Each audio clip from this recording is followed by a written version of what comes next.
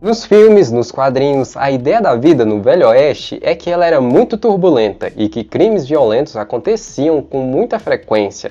Mas será que era assim mesmo? Bom, eu sou Clilton Marques e sejam todos bem-vindos a mais um vídeo. Os perigos para a chegada.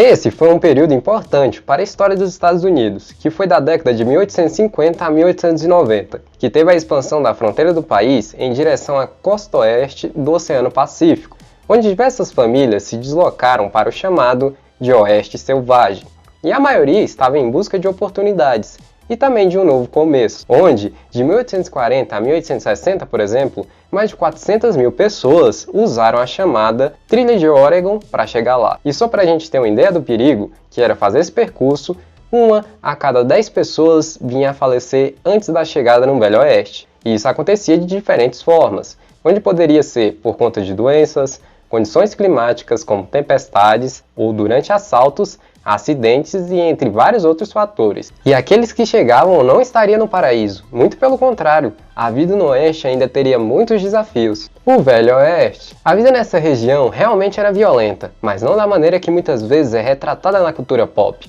como por exemplo em filmes ou até mesmo nos quadrinhos, como eu citei. Mas sim, podemos dizer que era uma espécie de terra sem lei, pois não tinha muita supervisão federal. Região que se estendia do Texas até a costa oeste dos Estados Unidos. Com a chegada de diferentes pessoas, começaram a ser desenvolvidas cidades, e nelas, algumas profissões que foram contribuindo para esse crescimento, como por exemplo, agricultores, um xerife que buscava pôr ordem nas coisas, um juiz, um prefeito e vários comerciantes, que normalmente tinham como produtos alimentos, couro, bebidas e roupas. E uma parcela das crianças dessas cidades frequentavam as escolas, e geralmente quem ministrava as aulas eram mulheres. Os chamados cowboys que vemos nos filmes eram os responsáveis por cuidar do gado e pastorear, algo que exigia muito fisicamente, pois tinha que conduzi-los por longas distâncias até os mercados. O Velho Oeste possuía diversas cidades que consistiam em diversos salões, armazéns, bancos, correios e hotéis.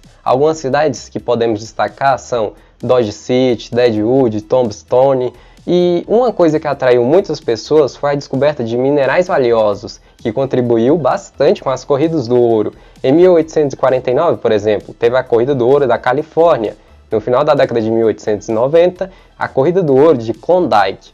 Muito popular nas cidades eram os salões ou os bares que eram frequentados por soldados, garimpeiros, cowboys, entre vários outros, todos em busca de divertimento, onde poderiam ter vários bares na mesma cidade. E antes de continuar, curta e se inscreva no canal. Os vídeos desse canal exigem muito estudo e pesquisa, então se você acha que esse canal tem que continuar, dá essa força aí pra gente, beleza? Um conflito atrás do outro. Será que o Velho Oeste era violento mesmo? Bom, há exemplos de que nem sempre as coisas eram resolvidas com violência. Por exemplo, frequentemente os proprietários de gado dividiam extensos lotes de terra para pastagem. Porém, mesmo com atitudes mais harmônicas como essas, era um lugar com pouca presença de uma supervisão federal, que nem eu citei anteriormente, que fazia ser um lugar mais propenso a ser violento, onde só a expansão dos Estados Unidos para o oeste já gerou muitos conflitos, pois houve confrontos entre colonos e grupos nativos americanos que estavam tentando proteger suas terras. Progressivamente, os indígenas americanos foram perdendo suas terras, e também foi algo que causou a aniquilação de povos nativos,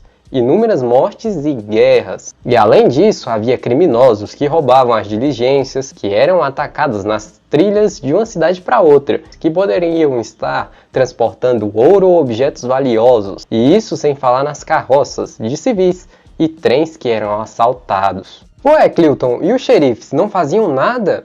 Até tinha a tentativa de colocar ordem nessa região, onde as cidades tinham seus agentes da lei, como por exemplo xerifes ou marechais, mas os territórios eram bem vastos e muitas vezes a força de segurança era precária, algo que tornava difícil aplicar a lei.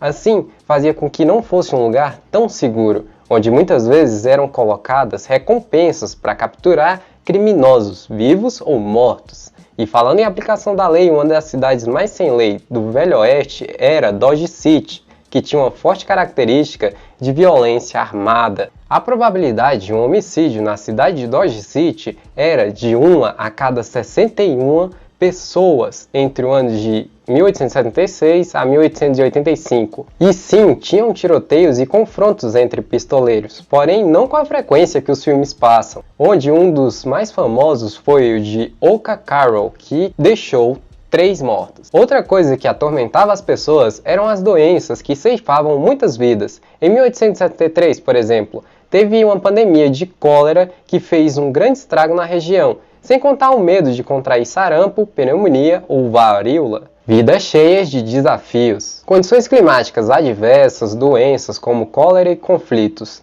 Lembra que foi citado que os territórios eram vastos? Isso foi um fator que tornou a vida cotidiana também mais difícil, devido à distância de uma cidade para outra. Porém, com o desenvolvimento de redes de transporte, gradualmente foram sendo estabelecidas ferrovias, linhas de diligências, algo que fez o Velho Oeste se conectar com o resto do país. E era uma região que tinha pessoas de diferentes etnias e de várias origens, onde tinha-se nativos americanos, imigrantes europeus, afro-americanos e mexicanos. As cidades contavam com poucos habitantes, então era fácil de identificar um forasteiro. E além de viverem do setor de comércio e serviços, também viviam da exploração do ouro. O declínio. Algo que aconteceu já no finalzinho do século XIX. Aquelas características começaram a desaparecer, pois houve uma melhora na aplicação da lei, houve uma urbanização e tornou-se mais povoada a região. E com a chegada do século XX temos o fim do Velho Oeste, da forma como era. Mas e aí, vocês viveriam no Velho Oeste? Já deixa aí nos comentários sua opinião. E eu vou ficando por aqui. Valeu, falou e fui!